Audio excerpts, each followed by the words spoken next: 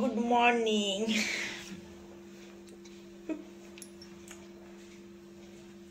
এখন বাজে 9:30।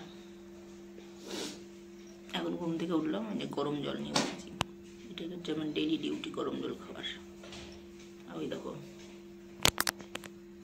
নাকি ব্রাশ হাতে নিয়ে এখন কঙ্কালের মতন দাঁড়িয়ে আছে। ভাবছি এখন কি করা যায়, আরো ঢাকা নিয়ে শুতো। চলো ঝটপট করে গরম জলটা খেয়ে টিফিন বানাতে হবে। এখন পরে আসছি এবার তোমাদের সঙ্গে। ঠাকুরের ভাষণ নিয়ে বসে গেছে একজন। আজ মঙ্গলবার, মঙ্গলম ভব হবে।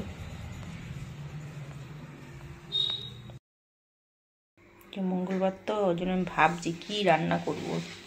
আজকে আমরা নিরামিষ খাই,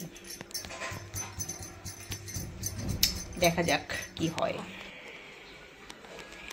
মঙ্গলবারের পুজো দেওয়া স্টার্ট।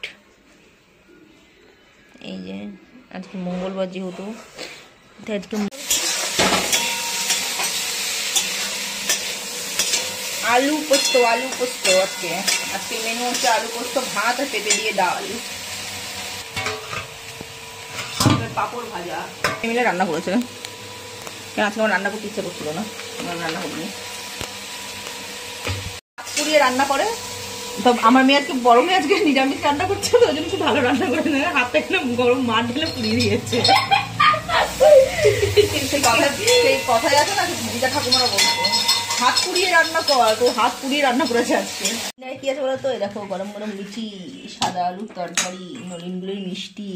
আর আমার মা মা এসেছিল, আমার মায়ের কি নিয়ে এসে এখন আমি জানি না, এটা ছানার কোপ্তা না বাঁধাকপির কোপ্তা, এখনো খেয়ে দেখিনি, বলতে পারবো না জিনিসটা কি অ্যাকচুয়ালি। খাই তোমাদের কালকে ধরে বলবো জিনিসটা। এখন খাবারটা খেয়ে নিই রাতের ডিনারের।